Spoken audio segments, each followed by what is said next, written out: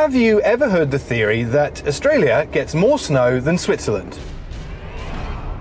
Yes, I have too, and I think those people are talking shit. The problem is though, at this point you'd normally just sit down at your computer, type into AI or ChatGPT or even some old antiquated search engine and find the answer. But the problem is, the internet doesn't necessarily agree on this.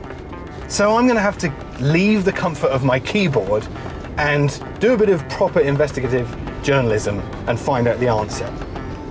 Does Australia actually have more snow than Switzerland, or is that, as I suspect, complete bollocks? Let's find out.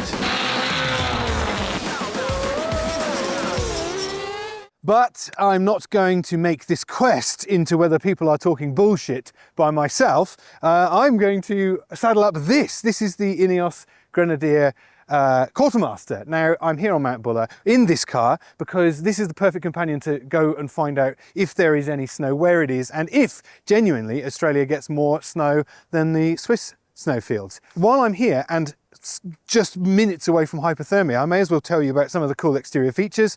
It looks a bit like a Land Rover Defender for very good reason. So the makers of the Ineos actually went to Land Rover and asked to buy all the tooling from Land Rover when they announced they were going to stop making it, so they could continue to produce that car, because there's a lot of people in the world who still like it. Land Rover said no. So Ineos went ahead and made their own version of the Defender that is the car that it always could have been. It's absolutely fantastic. So that's why it looks a bit like it. Live axles front and rear with coil springs. So an interesting combination of very, very hardcore and very durable off-road stuff, but with the springs for comfort and dynamics.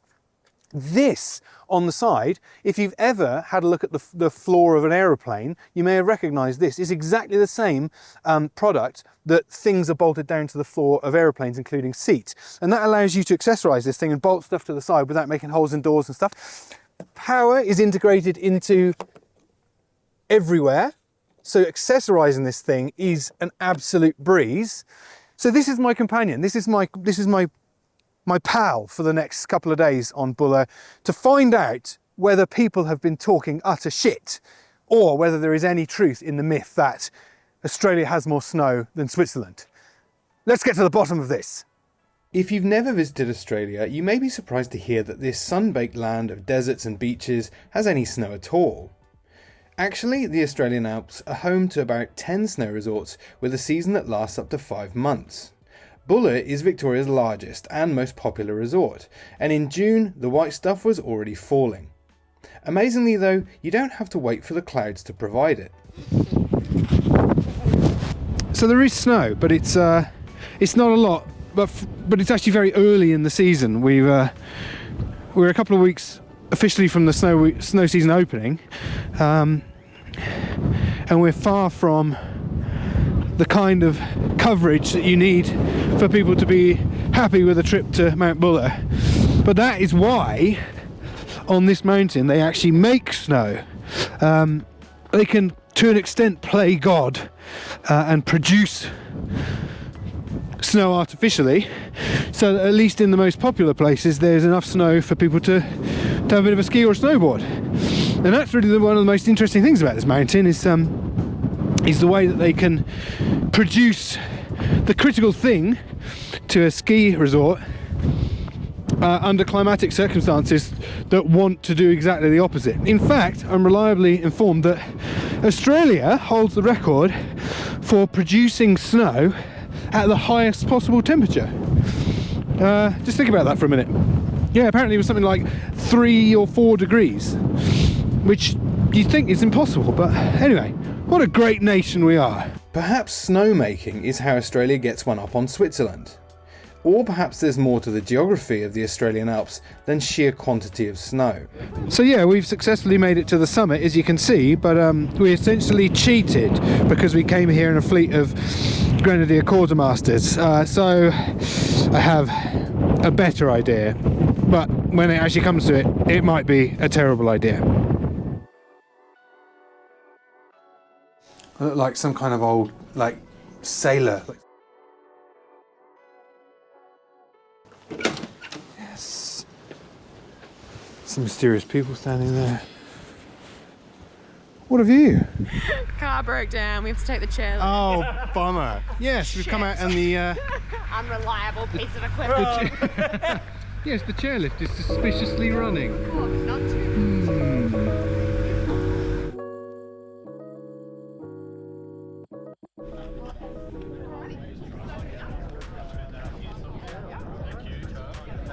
I was told this one is, out of the two, the one that is more interesting and complex and requires a bit more thinking about, which is sounds like a perfect match for me. This is a cocktail that apparently tastes like a killer python. Well, cheers to that. Oh, you took yours, I left mine behind. I don't think I could hold mine. In fairness, it was a terrible decision because my fingers are frozen. There was actually nothing wrong with the cars or my legs. But if you choose to walk up the mountain at night, then you miss out on this. Gliding effortlessly and slightly drunkenly over the huge piles of snow the Buller team has been manufacturing over the previous weeks. Okay, how are we? You alright? Alright, wow. There's my dry butt mark. Wow.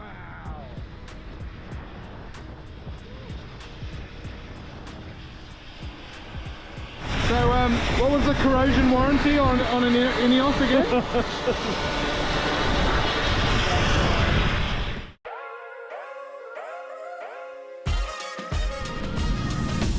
So, yesterday, as you could quite clearly see, the weather was a bit crap at the summit. So today, I'm going to go back to hopefully get a better view of the surroundings up here and see just exactly what the snow situation is and get an understanding of what the terrain is around Mount Buller. So it is 6:30 in the morning, and I'm going to go and make another attempt on the Mount Buller summit. But this time, I'm not going to use an Ineos, which may be the stupidest thing I've ever done.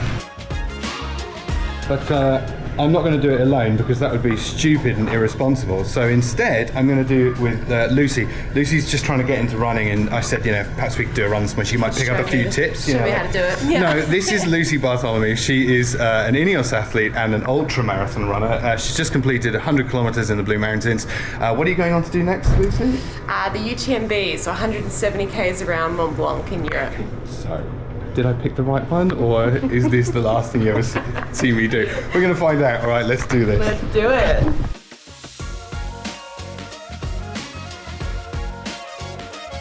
Hold on to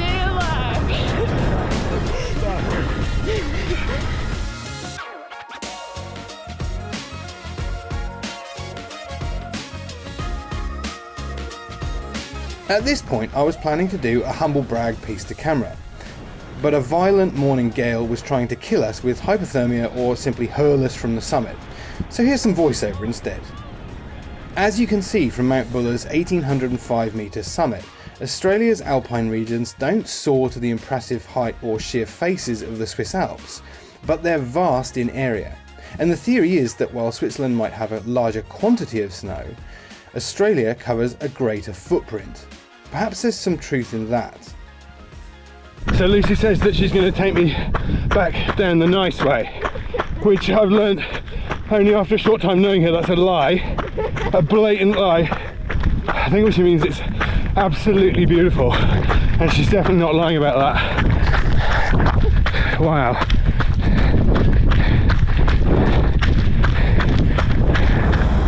Okay, normal programming has resumed. We are back with the Ineos fleet. It is a beautiful day, but we already knew that because we were up before everyone. Look at that. It's going to be a clear, beautiful day, a little bit warmer. It's not so windy down here. And we're going to hit the road again in the Ineos's. It's going to have a little bit more of an adventure.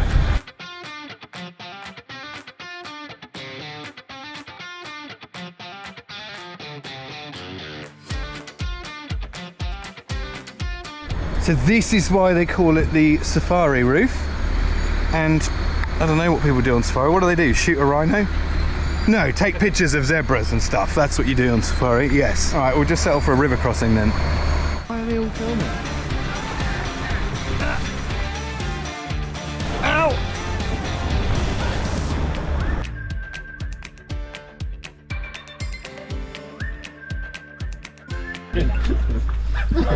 Oh my god, amazing. You missed a bit. Oh, that's amazing. Oh. There's certainly a lot of space out here, but it seems simple facts and topography can put an end to the debate. Measuring more than 25,000 square kilometres, Switzerland's Alps are double the area of Australia's. At twice the height, they're covered with deeper drifts of snow that arrive earlier in the year and stay later. And you have about 3 times the number of ski resorts to choose from. It seems this claim is false, no matter which way you look at it.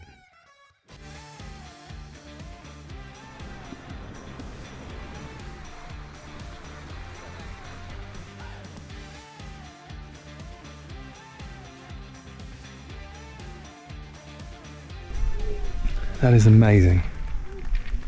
And we could not have been more lucky with the weather today. It's gone from cold and trying to rain and snow and windy yesterday, zero visibility at the top of Mount Buller, and then this morning it just turned it all on.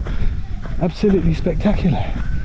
But I'm not quite at the conclusion of my journey, my adventure yet, because there's one last place I'm going to visit, and it has to be on foot.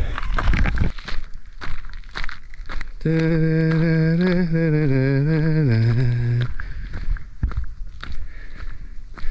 those of you who don't know, Molly's favourite film in the whole world is The Man from Snowy River. And this is Craig's hut. Bit of an icon in that film. Molly probably be able to tell you more about the significance of this building. Rumour has it when she was little she could recite the entire film word for word.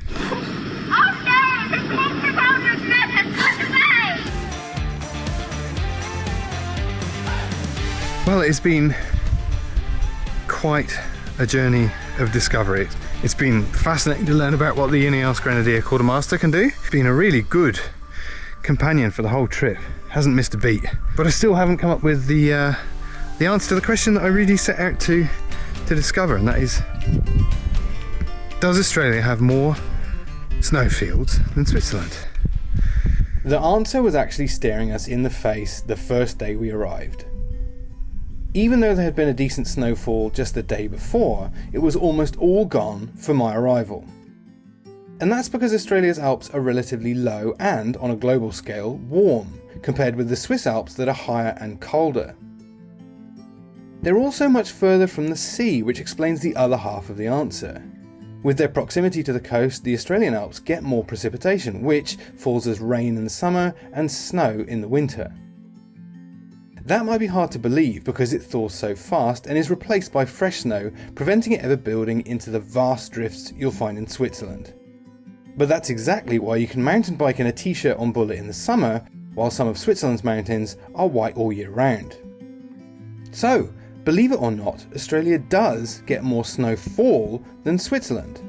It just doesn't hang around anywhere near as long. It might melt quicker than a Tim Tam Slam, but that's what makes the Australian snow even more special.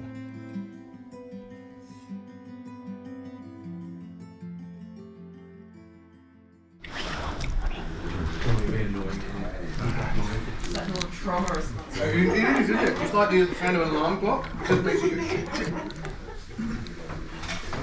Look alive, Lucy, look alive. Yeah. We in the vlog as well. Yeah. If I was a bin, where would I be? Oh! It's that noise. It was my GoPro.